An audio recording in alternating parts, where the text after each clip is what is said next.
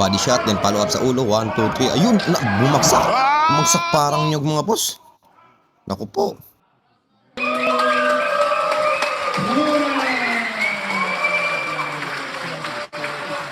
選手、対ケンブン・トーレス選手バンタム級8回戦で行 Yo, われ kumusta ます。 po kayong lahat mga idolo? Maligayang pagbabalik po dito sa Matt Daily Fights.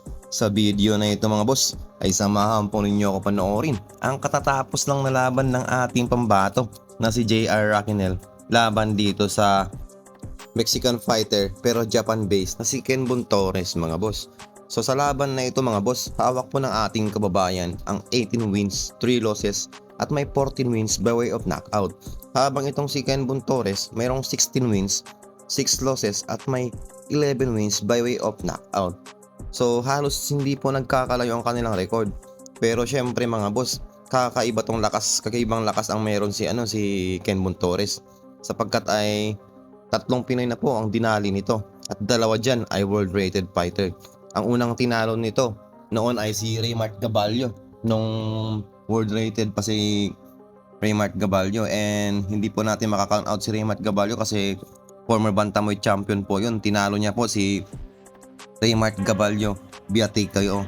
At tinalo rin ni Kenbon Torres itong si KJ Kataraa noong 17 wins pa si KJ at wala pang talo. Siya po ang nagbigay ng kauna-unahang talo kay KJ Kataraha. At pagkatapos nun ay tuluyan na po nagretiro si KJ Kataraha. At tinalo rin ito si Jason Pacularin mga boss. So I hope dito sana ay makabawi po yung ating kababayan. So let's go to the fight mga bossing. Opening round na po tayo. The Filipino fighter here, JR Raquinel alias the Dreamer, is wearing red gloves while the Mexican fighter here is wearing blue gloves but a good straight. Napakalakas nun, napatras yung Mexican fighter dun. There we go. Blue gloves po ang gamit ng Mexican fighter dito. So klarong-klaro naman kung alin si JR Raquinel sa dalawang yan mga boss. Here we go. Sa Japan po ginanap ang laban na ito. So I hope makabawi po itong ating kababayan kasi marami ng Pilipino ang tinalo. Itong si Kenbon Torres. Ang controversial talaga mga boss yung laban niya. Yun, tinamaan, knockdown mga boss. What a good counter. Napakabilis ng counter ng ating kababayan. Mga boss, 8 rounds po ang laban na ito sa bantamweight division. Okay, let's go.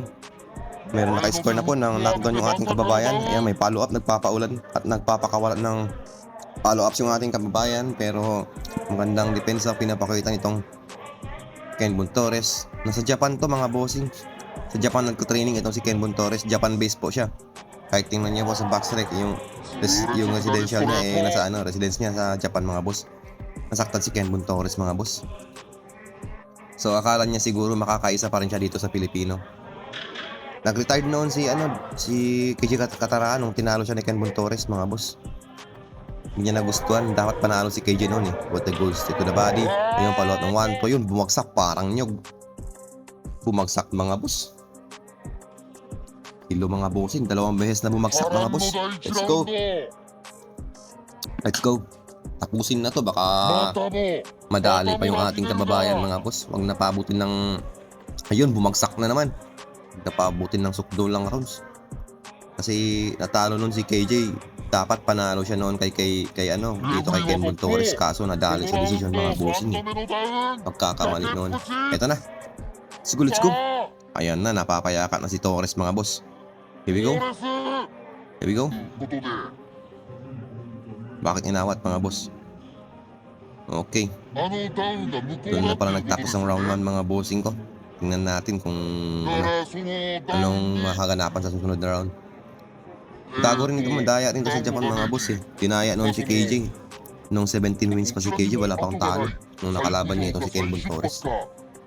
Tinaalon siya noon. Via controversial mga bossing. Kaya ito na. Let's go. Let's go. Anong nangyari? Suko ata yung kalaman mga boss. Let's go. Wala na ata mga bossing ko. Buti naman at nakabawi yung ating kababayan. Kasi marami ng tinalong Pinoy ito eh. 2 world rated, isang former world champion at isang undefeated. Let's go. Wala na mga boss, panalo na yung ating kababayan sa laban nito. Sumuko mga boss. Buti nakatapat ka ng tatapusin ka agad eh. Buti nga tinapos agad ni Kabayan at pinabagsak ba naman ng 3 beses. Malakas din kasi itong si JR Ragnel mga boss. Kung titingnan natin yung kanyang mga counters, napakaliksi. Mabilis at may lakas eh. Wala na, sumuko na mga boss. Sumuko na ata mga boss. Congratulations JR Ragnel. And hanggang dito lang tayo mga bossing ko.